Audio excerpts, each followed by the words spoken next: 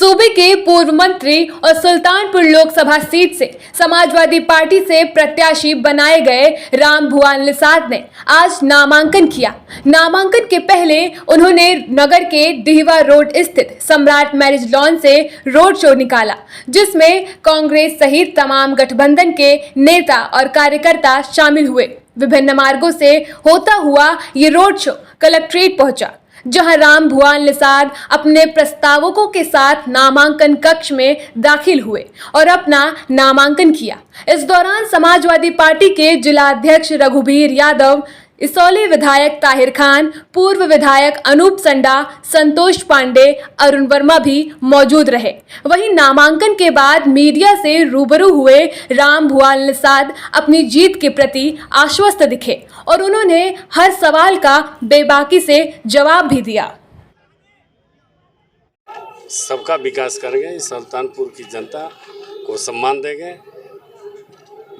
और हमारे नेता बेरोजगारों को 5,000 रुपया भत्ता, महिलाओं को 3,000 पेंशन और डाटा आटा मुफ्त।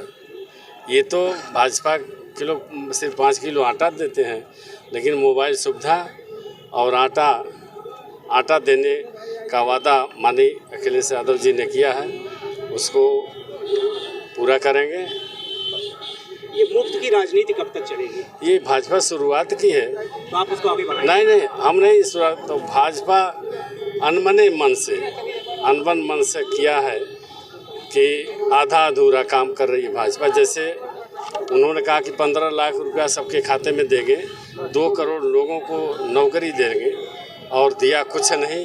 तो भारतीय जनता पार्टी जो उनके नेता हैं, मुखिया हैं, प्रधानमंत्री जी कहते हैं कि देश की गारंटी लेते हैं और किसी चीज़ की गारंटी नहीं।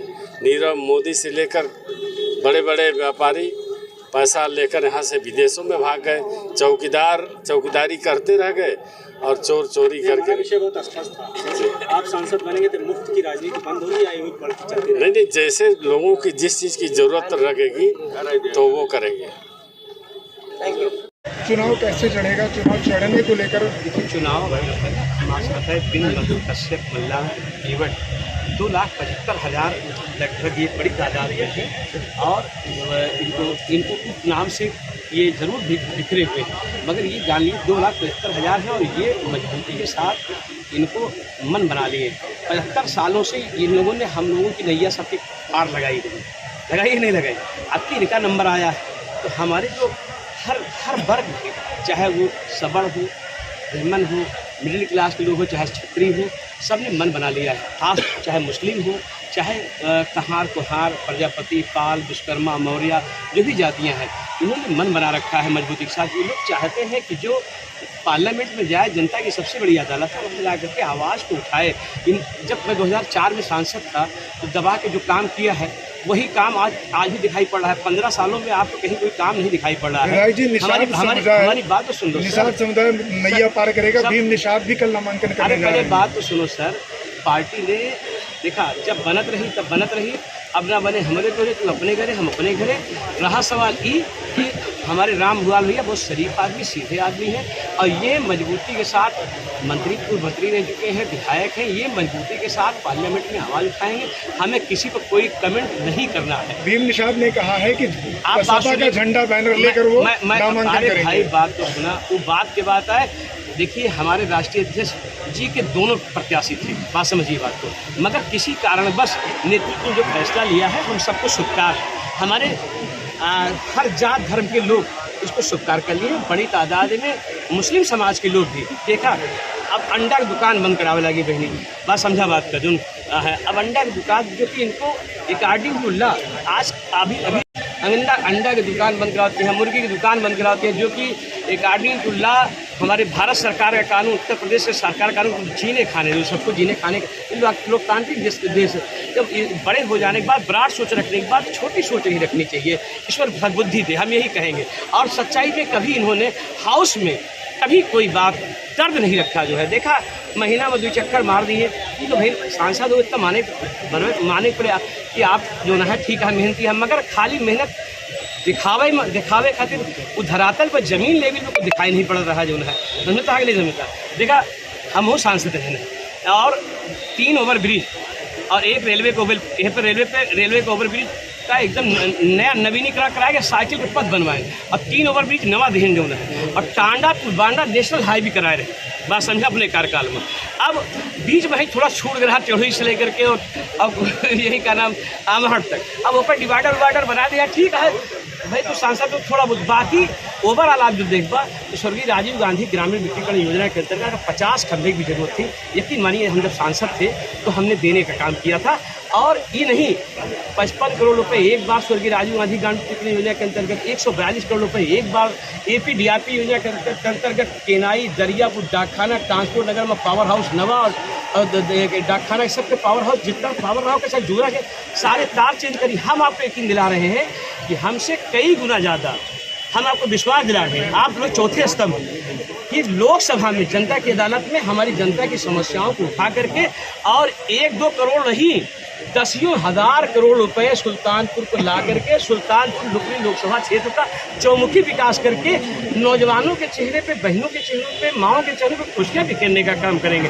हम भी विधानसभा में जनता की आवाज़ को उठाते हैं, केंद्र सरकार प्रदेश सरकार दोनों का ध्यान आकर्षित करते हैं। हम तो चाहते हैं कि 1 और 2 ना हुई, हम 1 + 1 = 2 हो जाए और 1 = 11 हो जाओ तो यार बहुत बढ़िया रहे यार। आसपास भैया तो पंडित जी है अब जो है ताहिर भाई गठबंधन आपका कांग्रेस से है, सुन लिए गठबंधन आपका कांग्रेस से है, कांग्रेस से कोई भी व्यक्ति जो है दिखाई नहीं पड़ रहा है, क्या मतलब है? सर सुनिए, सारे लोग हजारों के तादाद में अभी थे, हमारे रामभुआल भैया गए, सबसे मिले, एका जानकारी के लिए हजारों की तादाद में आज कांग्रेस के लोग आए थे क्योंकि साथ भीड़ इकट्ठा न होने पाए, बहुत ज़्यादा कोई आचार संहिता को उल्लंघन न होने पाए, कोई डिस्टर्बेंस न होने पाए। नामांकन में तो भीड़ की ही महत्व होती है ना मेरे भैया, कई हजार की भीड़ सतवा हमारे आया है, देखा तो पहले यार, तो यार कांग्रेस नहीं दिखाई पड़ रहा है, अखिया खोल के देखा, हरिया जा करके देख लिया, तो कम वीडियो भेज दे कांग्रेसी आपके साथ भ्रामक मुद्दे उठा करके वोट को ठगने वाली पार्टी है और इसीलिए हमारा इंडिया गठबंधन बहुत तेजी के साथ गति से आगे बढ़ रहा है। प्रधानमंत्री जी का बयान बहुत तेजी से वायरल हो रहा है। उन्होंने राहुल गांधी के सहारे पूरे विपक्ष पर एक बड़ी टिप्पणी की है कि डरो मत, भागो मत। ऐसे में विपक्ष किस तरीके से उनके जवाब देने के लिए तैयार हो रहा है? डरे हुए तो प्रधानमंत्री जी है, प्रधानमंत्री जी से ज्यादा डरा हुआ इस समय देश का कोई नेता नहीं। उनकी जमीन खिसकती हुई दिखाई दे रही है।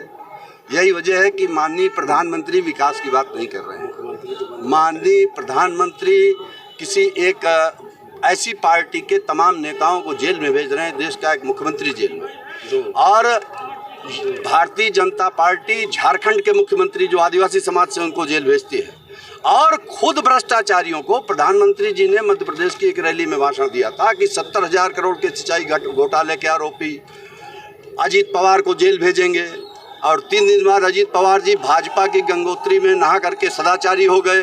तो भारतीय जनता पार्टी को एक फैक्ट्री बना दिया है जो भ्रष्टाचारियों को सदाचारी बनाती है। तो प्रधानमंत्री जी सबसे ज़्यादा डरे हुए व्यक्ति है, वरना वो तो भ्रष्टाचार पर 0 टॉलरेंस वाले थे। तो देश भर के भ्रष्टाचारियों को क्यों लेकर के जा रहे हैं भारतीय जनता पार्टी और एनडीए में? इससे साफ है कि प्रधानमंत्री घबराए हुए हैं, जमीन खिसकती दिख रही है और वो विपक्ष के ऊपर अनर्गल हमले करके अपनी असफलता को छुपाना चाहते हैं। एक और बयान उनका आया, दक्षिण भारत में उन्होंने कहा कि नारी शक्तियों के लिए वो अपनी जान की बाजी लगा देंगे।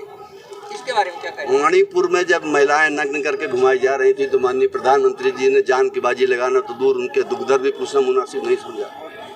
तो प्रधानमंत्री जी तो अब देश के प्रधानमंत्री हैं, अगर उनको कहा जाए कि असत्यभाषी है तो वो भी देश का अपमान होगा, इसलिए तो मैं बोल नहीं सकता। लेकिन माननीय प्रधानमंत्री जी की याददाश्त में थोड़ी सी दिक्कत है। वो बोलते हैं, जब विपक्ष शासित राज्यों में जाते हैं तो नारी सम्मान की बात याद आती है और उनके भाजपा एनडीए द्वारा शासित राज्यों में जब नारी का अपमान होता है तो प्रधानमंत्री जी को याददाश्त संबंधी समस्या आ जाती है। विधायक जी, भारतीय जनता पार्टी कहती है कि लॉ एंड ऑर्डर को मेंटेन रखा गया है, 10 वर्षों में कभी दंगे नहीं।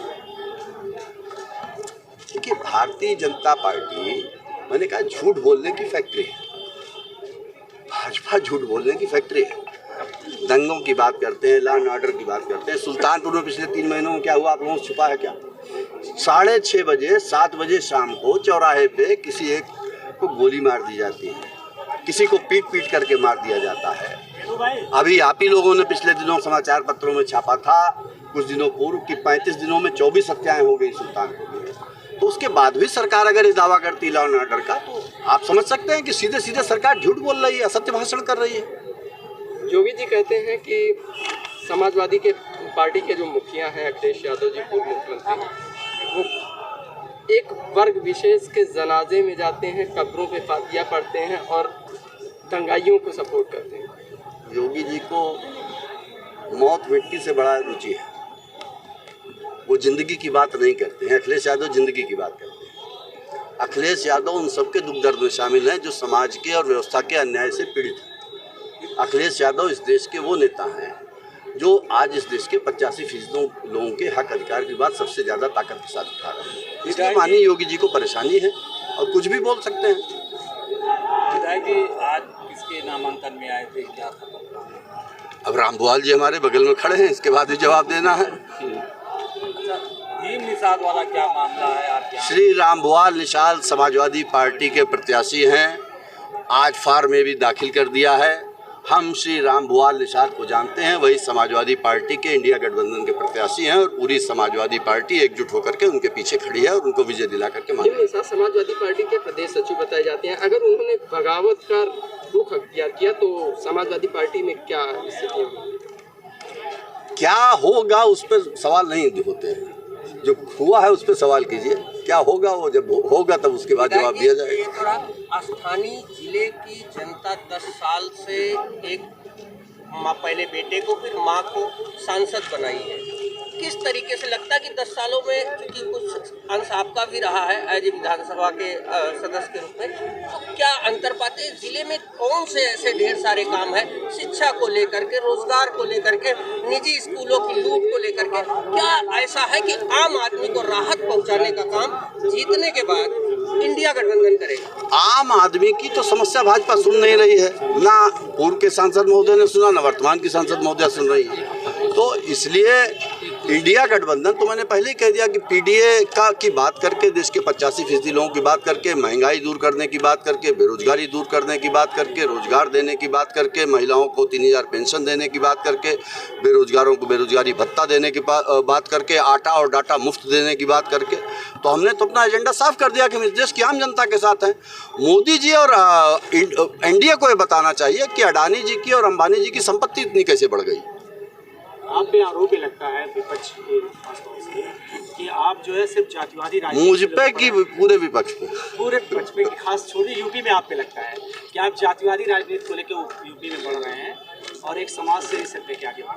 समाजवादियों का ये हमेशा से नारा रहा है कि पूरे समाज को साथ लेकर के चलना है और सबको साथ लेकर के हम लोग चल रहे हैं। ये नारा और ये बात मात्र भारतीय जनता पार्टी और एनडीए के लोगों को भ्रमित करने के लिए फैलाने का काम करते हैं। भाजपा से ज़्यादा समाज को बांटने वाली कोई पार्टी न हुई है और मुझे लगता भी नहीं कि अगले भविष्य में कोई होगी। ठीक जाएंगे। सबसे पहले समाजवादी पार्टी के राष्ट्रीय अध्यक्ष जी को बधाई देते हैं। उन्होंने निषाद समाज के एक बेटे को मौका दिया, समाजवादी पार्टी का प्रत्याशी बनाया। प्रत्याशी महोदय को मैं बधाई देता हूं आज नामांकन के दिन, और ये उम्मीद करता हूं कि इस बार सुल्तानपुर इतिहास बनाएगा और समाजवादी पार्टी सुल्तानपुर में विजयी होगी और इस देश में जो आताई सरकार है उसका अंत होगा और समाजवादी पार्टी और इंडिया गठबंधन की सरकार देश में बनेगी, जिससे समाज में खुशहाली, तरक्की, कमज़ोर गरीब किसानों, दबे कुचले लोगों का भला होगा। और ये जो शुरुआत है 27 में अखिलेश यादव जी इसके बाद प्रचंड बहुमत से उत्तर प्रदेश में सरकार बनाएंगे और उत्तर प्रदेश के मुख्यमंत्री होंगे। गठबंधन में कांग्रेस के जो उम्मीदवार हैं लगातार नामांकन से दूरियां बना रहे हैं, नाम वापस ले रहे हैं। ऐसा नहीं है, सारे कांग्रेस के लोग, संगठन के लोग, आज भी कांग्रेस के प्रभारी आए थे, पूरा संगठन कांग्रेस का लगा हुआ है और आम आदमी पार्टी का संगठन लगा हुआ है। पूरी गठबंधन एक साथ है, पूरी पार्टी एक साथ है, सारे महत्वपूर्ण नेता पदाधिकारी सब पार्टी का समर्थन कर रहे हैं। इसमें कांग्रेस वो जगह नहीं दिखाई दे रहे हैं। नहीं, कांग्रेस के लोग अभी एक मीटिंग किए थे, बड़ी संख्या में वहाँ इकट्ठा हुए थे।